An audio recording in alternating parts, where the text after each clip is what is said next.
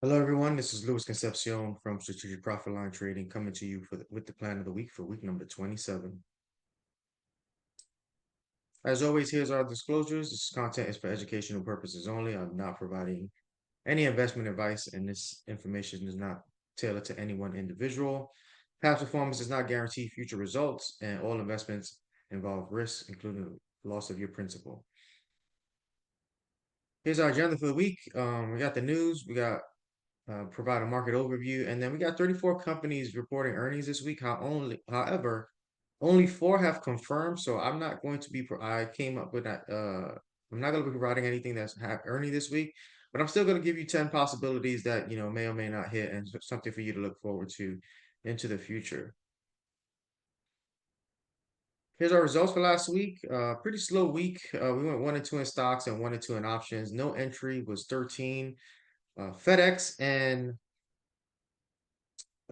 CCL closed into the zones on Friday, so be mindful of that. Went ahead and updated our stocks. We're 40 and 28 on the year. And then when it comes to options, we are 77 and 18.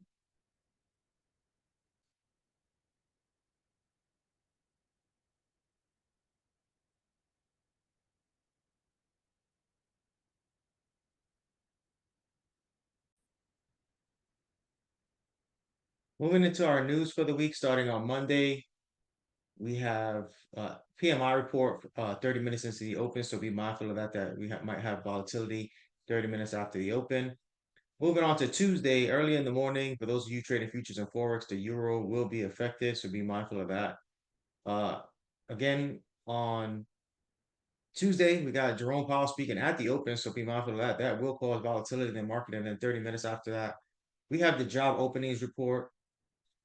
Moving on to Wednesday, pre-market, we have non-farm payrolls, so that'll affect the market pre-market. So be mindful of that. You might have some extra volatility.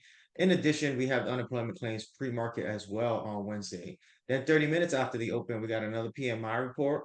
So be wary of that. And then at 11 o'clock, we have FOMC meeting. So Wednesday is going to be a very volatile day for the market. So be mindful of that in regards to your trades. On Thursday, July 4th, the market will be closed, so nothing to anticipate there. For those of you who are trading the British pound, just realize that they're going to have volatility possibly all day due to their elections. Then lastly, when the market opens back up on Friday, pre-market, we got the Canadian unemployment rate, and then we also have earnings and our monthly non-farm payrolls, which is the first Friday of every month, and we have an unemployment rate. So pre-market on Friday after Thursday's close, we will have some volatility in the market, so be prepared for that.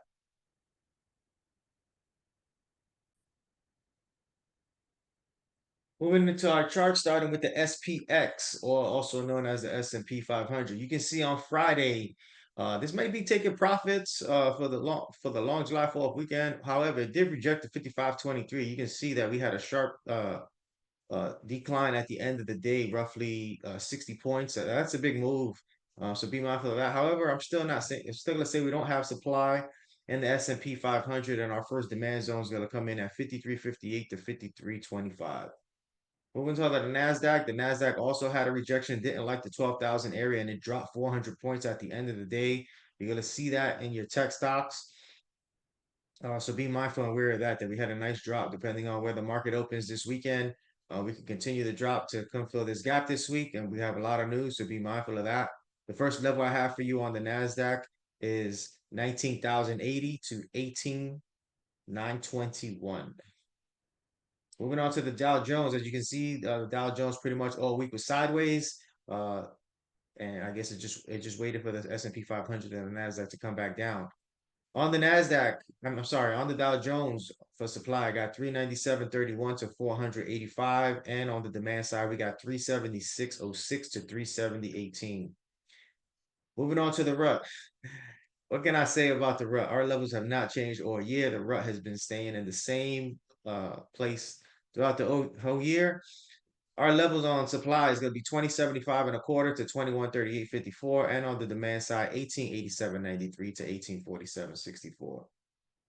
So as I said, we only have four companies that have confirmed earnings this week. So I went ahead and I just picked up some random stocks that I think that everybody would be interested in, things you may want to look at. So the first company I have for you is Home Depot. Home Depot is trading in a nice tight range. Those levels for you I have for you on the demand side are 323.90 to 318.53. In the event that this level no longer holds, I got another level for you at 295.41 to 286.48. On the supply side, you can see this level worked already. We got 355.83 to 367.04. We got another shot of this working once again. However, we have another level up here at 398.79 to 420.87. Moving on to MasterCard. So MasterCard has double levels here. I like this area for MasterCard. We got the 440.56 that it's pretty much been bouncing off of. You can see 1, 2, 3, 4, 5, 6 times. And we have another level right beneath it at 430 to 425. So that's MasterCard for you, for those of you who are interested.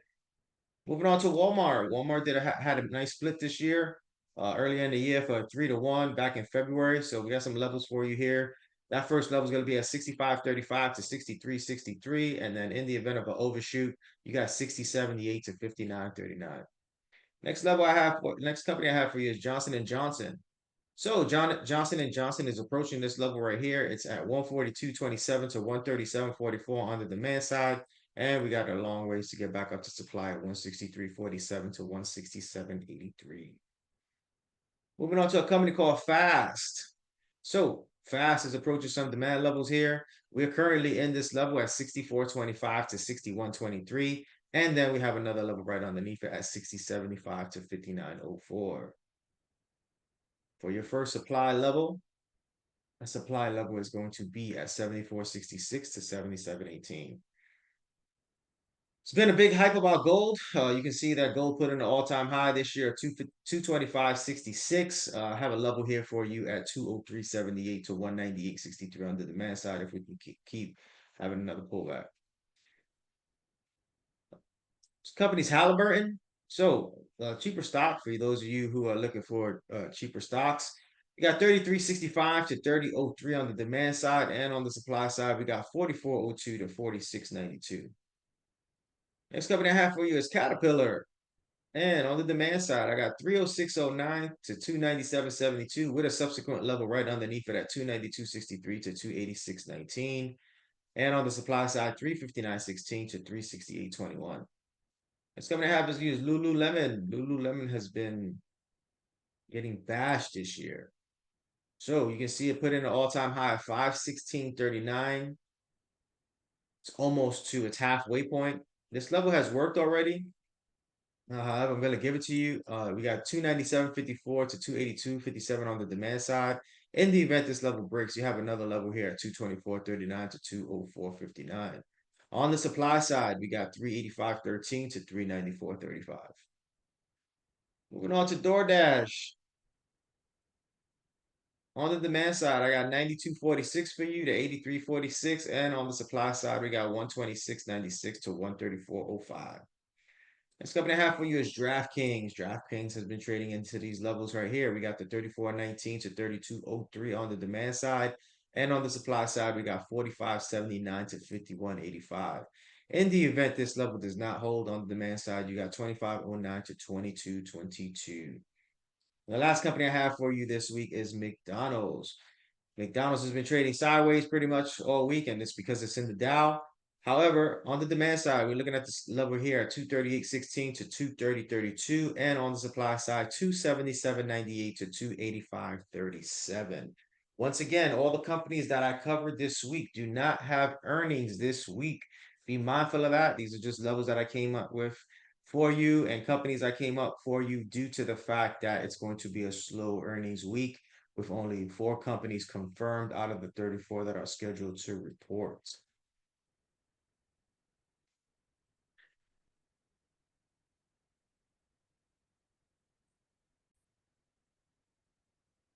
As always, here's my contact information. Feel free to go to the website to see when I have upcoming courses coming up.